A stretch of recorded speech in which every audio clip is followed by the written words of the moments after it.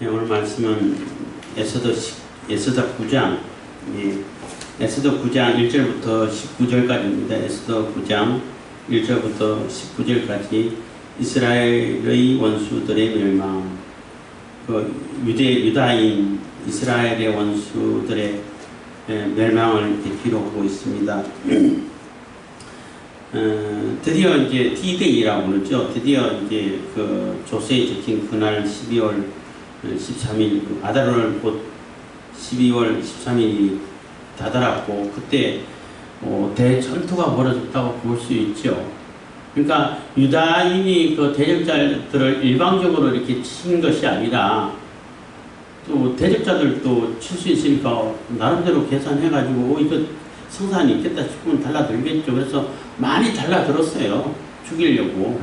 그러니까 유다인들이 미워하는 자들을 색출해가지고 죽이라고 이런 조서는 안 내렸어요. 죽이려고 해하려고 하고 달라드는 자들을 죽이라고 했거든. 그러니까 7만 명이 넘는 자가 이렇게 죽었다는 얘기는 그만큼 많은 사람들이 전국에서 자기들이 그래도 뭐 위대한 정도는 우리가 이길 수 있어 하고 달라들었다는 얘기예요.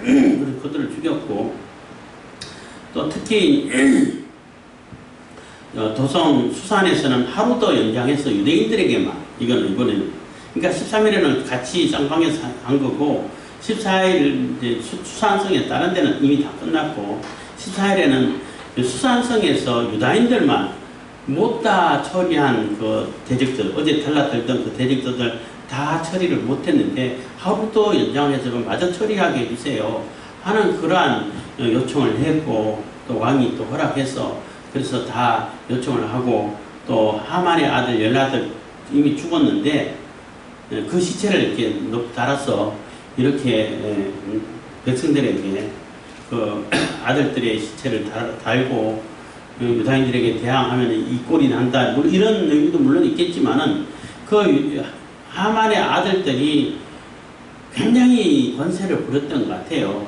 그 수산 백성들에게 가장 못된 짓을 다 하고, 그렇게 악행을 다 하고 해서 그 수산인들의 한을 풀어주기 위해서 달았지 않았을까 한 측면으로는 그렇게 생각도 들어요.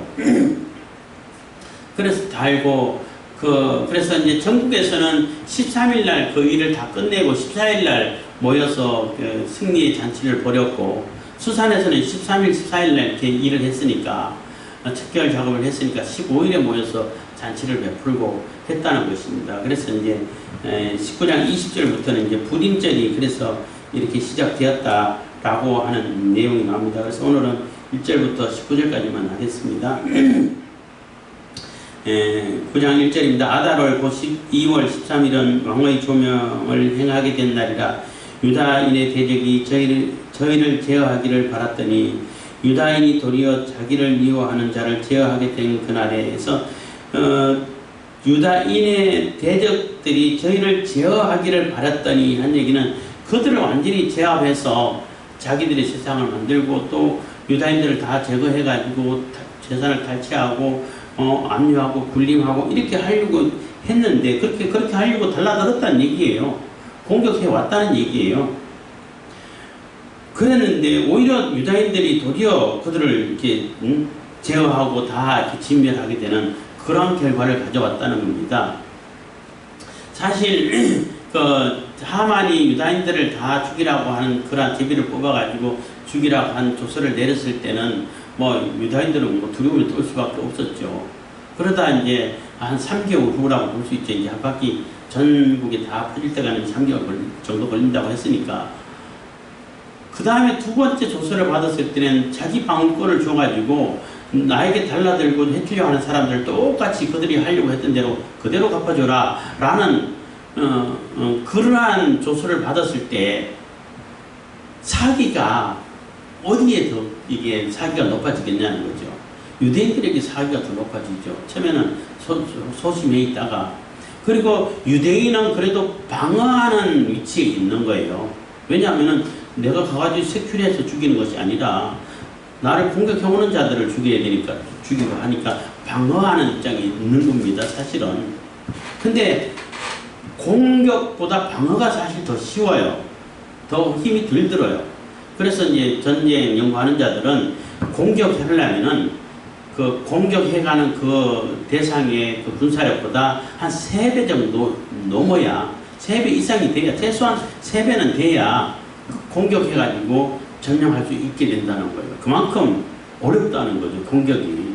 왜냐하면 방어는 자기 지역에서 다 장애물 막 갖다 놓고 이렇게 다 해놓고 딱 준비하고 오면은 대응만 하면 돼요. 또 많은 준비해가지고 그걸로 하면 되는데, 공격은 그 자기가 있던 지역을 떠나가지고 가가지고 또 불량이라든지 보급품이라든지 다 챙겨가지고 이렇게 이동해가지고 공격해야 되기 때문에 훨씬 더 어렵죠. 그렇기 때문에 모르드게가 자기 총리가 된 상태에서 또 많은 관리들이라든지 다 유다인을 돕고 있는 이런 상태인데도 불구하고, 그래서 사기가 훨씬 유다인들에게 이미 기울어져 있고 이런 상태인데도 불구하고 그 원수들은 포기를 안 한다는 거예요. 그래도 이길 수 있어 하고 이렇게 달라들었지 않았을까. 그래서 결국은 다 진멸되는 그런 상황을 맞이했다는 것입니다.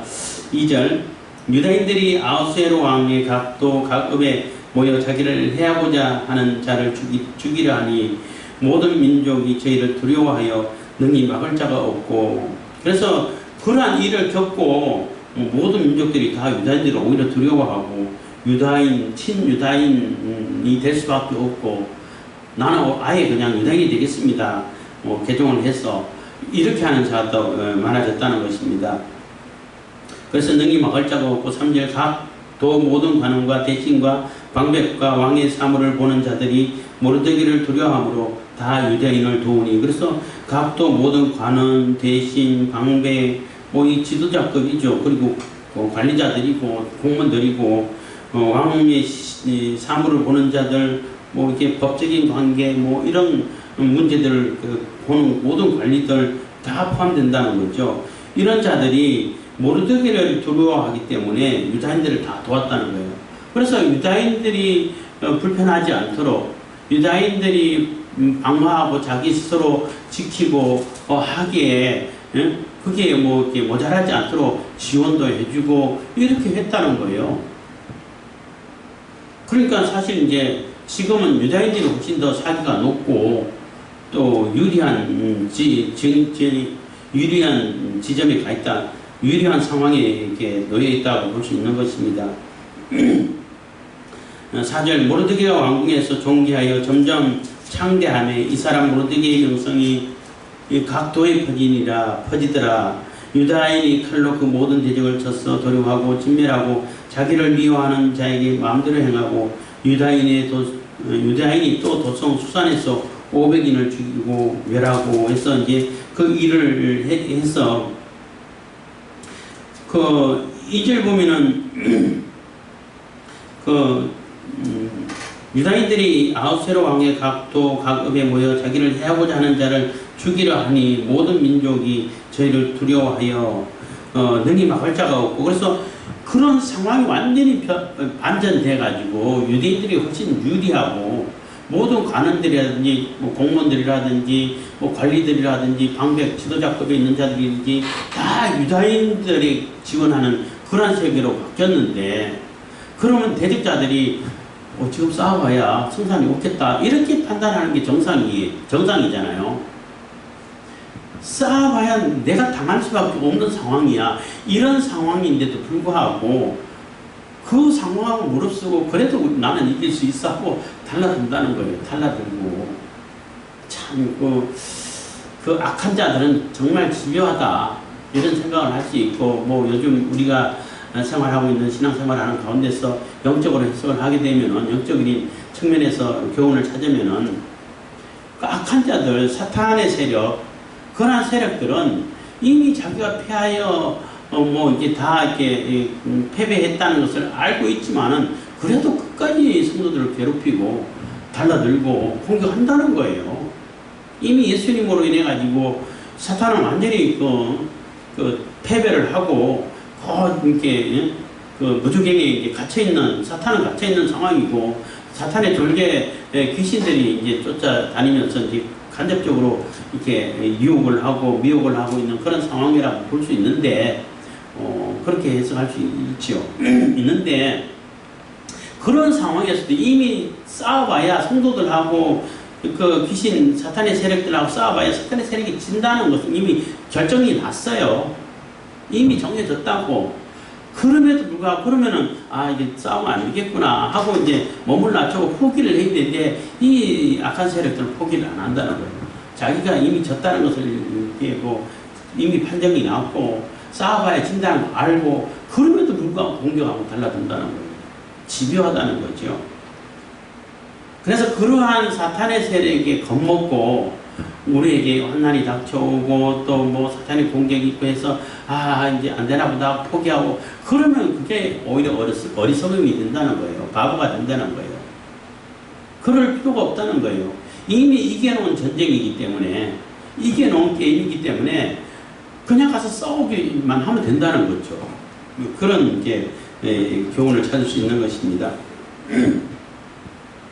그래서 저희를 두려워하여 능히 막을 자가 없고 각도 모든 관원과 대신과 방백과 왕의 사물을 보는 자들이 모르드기를 두려워하므로 다 유다인을 도우니, 모르드기가 왕궁에서 존귀하여 점점 창대하며 이 사람 모르드기의 명성이 각도에 퍼지더라. 그래서 점점점 모르드기의 명성이 더 퍼져나가고 존귀해지고 사람들에게 존경을 받게 되고, 또 모르드기는 하만하고 다르게, 하만은 엄청 권세를 부렸잖아요. 왕이 자기 높여준 거, 그 뒷배를 믿고, 그 가진 악을 다 행하고, 그 자기한테 절하지 않는다고 하는, 그것 때문에 그냥 전 유대인을 다 죽이려고 했다는 그것만 봐도 이 사람이 얼마나 악랄하고, 자기에게 조금만 불편함을 끼치면 완전히 다 죄인을 취급해야 돼. 다 뭐 죽이고 그냥 빼앗고, 이렇게 했다고 볼 수도 있는 거예요. 그 한 부분을 본다면은. 그러니까 하만이 그런 권세를 부리면은 하만의 아들들은 어떻게 하겠어요? 권세 더 버려요. 뭐 사극을 같은데 보면은, 사극 같은데 보면은 자기 그 동생, 여동생이 중전이 됐어. 장희빈 들어가는데 그 오라버니가 되는 사람은 뭐 가진 악을 다 행하고 가진 권세를 다 부려. 가진 악행을 다 해도 아무도 그들을 대응하지 못하고 처벌하지 못해. 그 사람이 하는 게 곧 법이야. 그래서 뭐 백성들은, 시민들은 막 속에 불불 끓어도 억울함이 막 가득 차 있어도 말을 못해. 이렇게 권세를 부렸는데 하만의 아들도 똑같이 그랬을 것이다 라고 추측을 할 수 있는 거예요. 그랬기 때문에 특별히 죽였으면, 만약에 그런 거 안 했으면 죽인 걸로 끝났으면은 뭐 되잖아요. 근데 죽인 걸로 안 끝나고 이것을 전시해라, 이렇게 우리 쪽에서 달았다. 여러분들의 그 원수고 그 억울함을 이렇게 풀어드렸습니다. 그런 표식이 아닐까 하는 생각을 하게 되는 것입니다. 그 반대로 모르드게는 자기의 조카일 수도 있고 뭐 사촌 여동생일 수도 있는데, 정말로 이제 자기가 키운 딸과 같이 키웠다 그랬잖아요. 뭐 40년 차이가 나니까, 나이 차이가 뭐 조카라, 그러니까 사촌 동생이라 할지라도 뭐 딸이나 마찬가지죠. 그렇게 키워가지고 이제 왕후가 됐는데, 그것도 대제국의 왕후가 됐는데 그 권세가 어마어마하겠죠. 그럼 내가 구원군 정도 돼, 이렇게 해가지고 권세 부려도 뭐 아무도 이상하게 생각 안 하죠. 그런데 5년이 되도록 그 사실 자체도 밝히지 않고 누군지도 모르게 그냥 조용히 있었다는 거예요. 그만큼 권력에 욕심이 없고 자기 일에 충실하고 하는 그런 모습을 보였을 때, 왕이 모르드게가 에스더하고 관계를 알았을 때 그랬어? 이렇게 될 거 아니에요. 그럼 모르드게 이 사람은 진짜 신실하고 권력 욕심 없고 공정하게 나라를 치리할 수 있겠구나, 이런 믿음을 쉽게 가질 수 있죠. 그러다 보니까 백성들도 그것을 나중에 알게 되고, 그러니까 야, 모르드게라는 사람은 그렇게 훌륭한 사람이야, 정말로 인격적인 사람이야, 정말로 우리가 존경할 만한 사람이야, 이런 소문이 퍼진다는 거예요. 그래서 다 모르드게를 따르고 존경하고, 또 한편으로는 권력이 있기 때문에 또 두려워하기도 하고 두려움을 마음을 가지기도 하고, 이렇게 되는 거죠. 그래서 이제 다 오히려 그 대적자들, 달라드는 대적자들을 유대인들이 다 그들을 도륙하고 쳐서 이렇게 진멸했다는 것입니다. 그리고 유대인들은 각자 혼자 있으면은 불리하죠. 그래서 다 한 곳에 모여가지고 집단 방어를 한 거예요. 그러니까 훨씬 더 강력한 힘을 발휘할 수 있겠죠. 그리고 6절입니다. 유다인이 또 도성 수산에서 500인을 죽이고 멸하고 도성 수산에서는 뭐 500명을 이렇게 그래서 대적자들을 죽였다는 겁니다. 그만큼 500명이나 되는 자들이 달라들었다는 거죠. 공격해 왔다는 겁니다.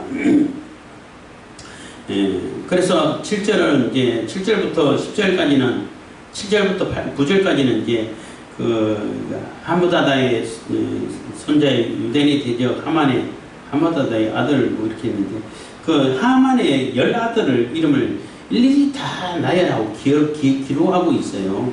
그래서 하므다다의 아들 그 손자 그 하만의 아들 그러니까 하만의 아들의 이름을 굳이 일일이 다 기록하고 나열했다는 것은 그만큼 사람들이 그 아들에 대한 그 아들들의 그 권세 부림으로 인해 가지고 많은 고난을 당했다라고도 볼 수 있는 거예요.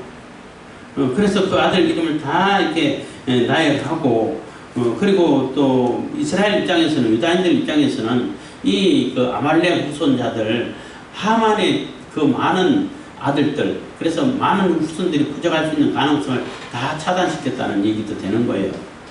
그들이 다시 세력을 얻어가지고 유다인들을 공격할 수 있는 그 여지를 다 없앴다라는 그런 의미도 되는 겁니다.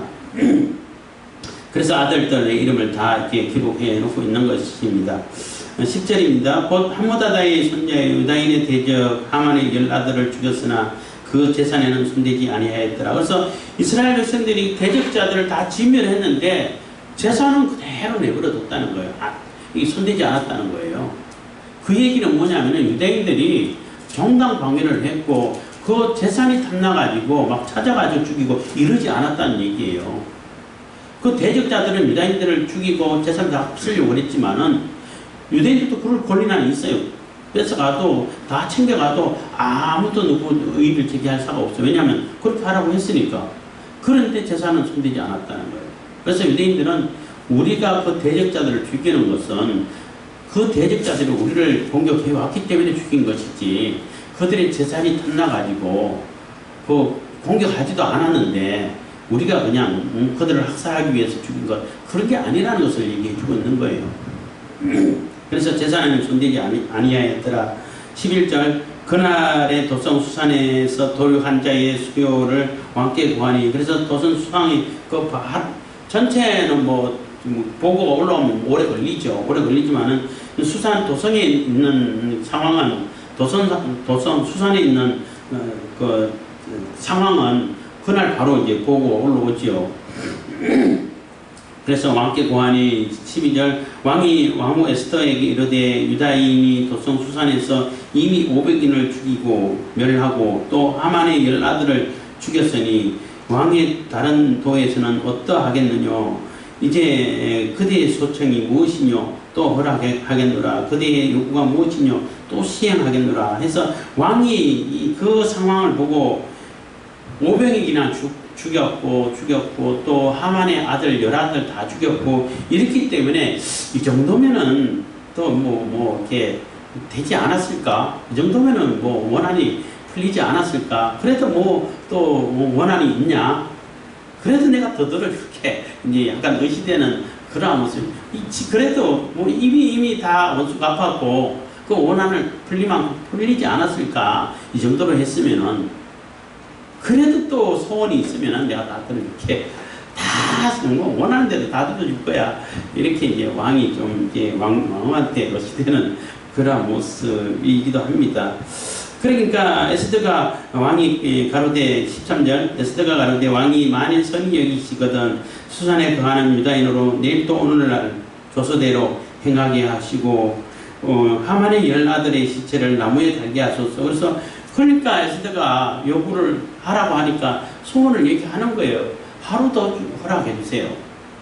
왜냐하면 그 대적자들을 처리를 다 못했다는 거예요. 처리 못했다는 얘기는 이게 다시 이게 그 반란의 씨앗이 남아 있을 수 있다는 거죠. 다시 그 세력들이 규합해가지고 유대인들을 언제 틈만 나면 공격할 수 있는 그러한 여지가 남아 있다는 거예요. 그래서 본보기로 이 수산성에서는 하루도 유다인들에게 똑같이 행할 수 있도록, 그러니까 13일에는 쌍방에서 이렇게 서로 이렇게 싸울 수 있었는데 14일에는 유대인만 권리가 있는 거예요. 대직자들은 권리가 없어. 일방적으로 당할 수밖에 없는 상황이에요. 그렇기 때문에 어제 다 처리 못한, 달라들은 그 사람들을 일일이 다 처리 못한 그 사람들을 마저 정리하게 해주세요 하는 얘기가 되는 거예요.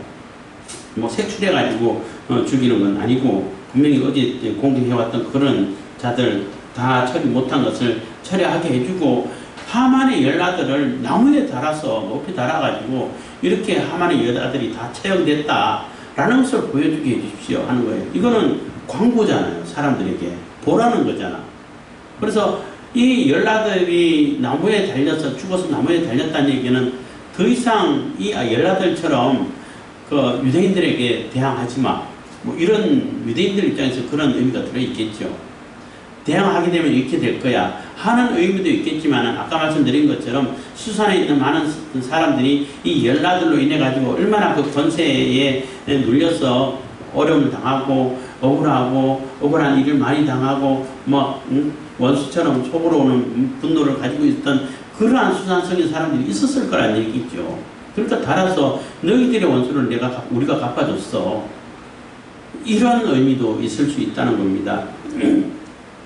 그래서 이제 달기를 달게 하소서 원하니까 왕이 그대로 행하기를 허락하고 조서를 수산에 내리니, 그래서 다시 조서를 써가지고 도장 찍고 해서 하만의 여자들에게 시체가 수산에 내렸다는 겁니다. 그리고 하만의 여자들의 시체가 달리니라 해서 다 나무에 달았다는 것입니다. 15절, 아달월 14일에도 수산에 있는 유다인이 모여 또 300인을 수산에서 도륙하되 그 제산에는 손대지 아니하였고, 그래서 아달월 14일에도, 그러니까 하루 또 활약해가지고 하루 또 받아서 이미 500명 죽였는데 300인을 더 죽이고 800명을 죽였다는 얘기예요. 유다인이 모여서 또 300인을 수산에서 도륙하되 그 제산에는 손대지 아니하였고, 그래서 그렇게 해도 제산에는 손대지 않았다는 거예요. 우리 돈이 탐나가지고 이렇게 하는 게 아니다. 정말로 저들은 그냥 내버려두면은 더 많은 해를 끼칠 사람이기 때문에 정리하는 거다, 처리하는 거, 처형을 하는 거다라고 보여준다는 것입니다.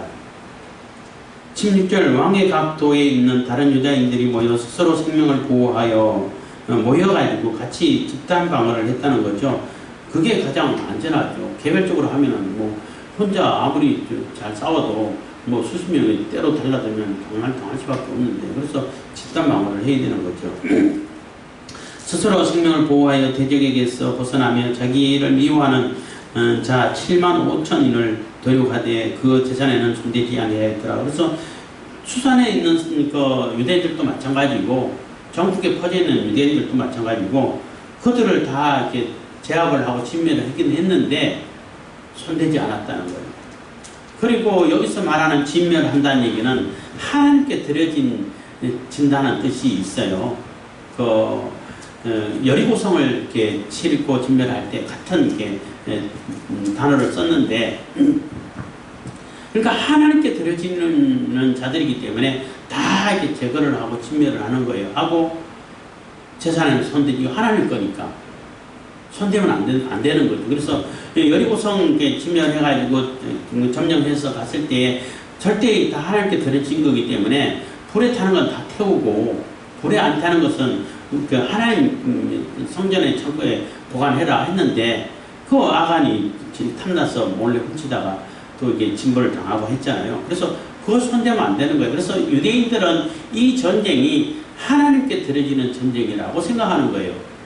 자기 개인적인 전쟁이 아니라. 그래서 하나님께 드려지는 전쟁이기 때문에 그들은 다 이렇게 하나님께 다 죽여서 드리는 거예요. 사실은 양을 잡아서 희생으로 잡아서 번제로 드리는 것처럼 다 죽여서 하나님께 드려지는 거고, 재산도 다 하나님 거기 때문에 내가 손을 대면 안 된다는 거죠. 유대인들의 입장에서는. 그리고 또 일반 사람들에게, 일반 그 백성들 입장에서는 재산이 탐나서 하는 게 아니구나, 이런 인식을 심어줄 수 있게 된다는 것입니다. 그런 의미도 있다는 거죠. 그래서 7절입니다.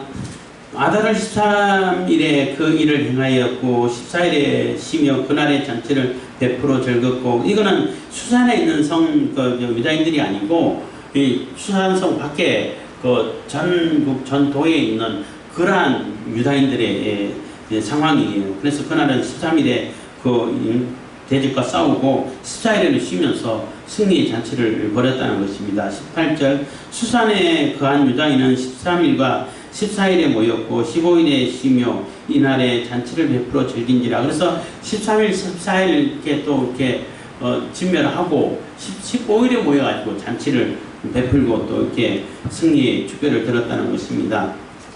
19절 그러므로 촌촌의 유다인 곧 성이 없는 고을고을에 거하는 자들이 아달월 14일로 경제를 삼아 잔치를 베풀고 즐기며 서로 예물을 주더라. 그래서 전국적으로 보면은 13일이 아니라 14일에는 승리의 잔치를 베풀었으니까 그날에 이제 경제로 절기로 삼아가지고 선물을 주고받고 하는 그러한 절기로 삼았다는 것입니다. 그래서 이제 20절부터는 이제 불임절의 기초가 되는 얘기를 하고 있는데, 그래서 14일, 15일에 잔치를 베풀었으니까 도성에는 15일이고 또 그 전국에는 14일이고 이렇게 잔치를 베풀고 승리의 축배를 들었잖아요. 그거를 기념해가지고 14일과 15일을 이제 불임절로 해서 지키게 한다라는 그러한 내용을 적어놓고 있습니다. 그래서 우리가 이제 그 19장을 이제 19절까지 자른 것은 20절부터 10장은 3절밖에 안 돼요. 그러니까 9장 20절부터 10장 3절까지는 다음 주에 하면 되겠다 싶어서 이렇게 자른 것입니다. 그래서 9장 1절부터 19절까지의 우리가 교훈을 찾으면은 그 악한 자들, 그 귀신의 세력, 뭐 이렇게 표현할 수도 있고, 악인의 세력, 이렇게도 할 수 있는데, 그들은 정말로 집요하다는 거예요. 자기들이 질 줄 뻔히 알고, 이미 폐색이 짙은데도 불구하고, 그래도 끝까지 달라들고, 끝까지 성도들을 괴롭히려고 하고, 한 명이라도 더 물고 늘어지려고 하고, 이런 속성을 가지고 있다는 거죠. 그렇기 때문에, 성도들은 끝까지 싸워야 된다는 거예요. 조금 싸우다 이제는 뭐 이겼는데 이미 기울어졌어 하고 대비도 안 하고 그냥 싸우지도 않고 하면 당하는 거죠. 이렇게 전쟁하고 뭐 전투하고 뭐 개인적인 싸움도 마찬가지지만은 아무런 준비 없을 때 당하면은 그대로 당해요. 아무리 실력이 있어도. 아주 많은 실력의 차이가 안 나면은 아주 심각한 피해를 입는 것이고, 실력의 차이가 많이 나도 많은 피해를 입어요. 그래서 그 전쟁할 때는 기습을 주로 하죠. 아무런 준비 없을 때 갑자기 쳐들어가가지고 그건 굉장히 큰 피해를 입는 거예요.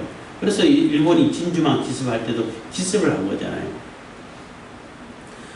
그런데 기습을 하지 않고 적들이 언제 들어온다는 걸 알고 지금 다 알잖아. 며칠 날짜까지 다 정해져 있는데, 그래서 다 준비하고 있는 상황에서는 공격하면 공격하는 상황이 자들이 거의 당할 수밖에 없어요. 그래서 얼마만큼 준비를 잘 하느냐에 따라 가지고 내가 그 피해를 많이 입을 수도 있고 적게 입을 수도 있고 안 입을 수도 있고 있는데, 준비 없이 넉넉고 있으면은 피해를 당할 수밖에 없어요. 이미 그 사람들이 폐색이 짙었다 할지라도 당할 수밖에 없어요. 내가 이기더라도 상처뿐인 영광, 이런 표현을 쓰잖아요. 많은 상처를 입고 이길 수밖에 없는 그런 상황이 된다는 거예요. 그래서 항상 미리미리 준비하고 대비를 하고 사탄의 그 공격을 미리 대비할 줄 아는 그런 성도들이 되어서 우리가 승리의 축배를 들고 승리의 잔치를 이렇게 벌일 수 있는 그러한 우리 성도들이 다 되어야 된다는 것입니다. 기도하겠습니다. 사랑해 주신 감사합니다. 이 시간에도 은혜와 볼배 주신 감사드립니다.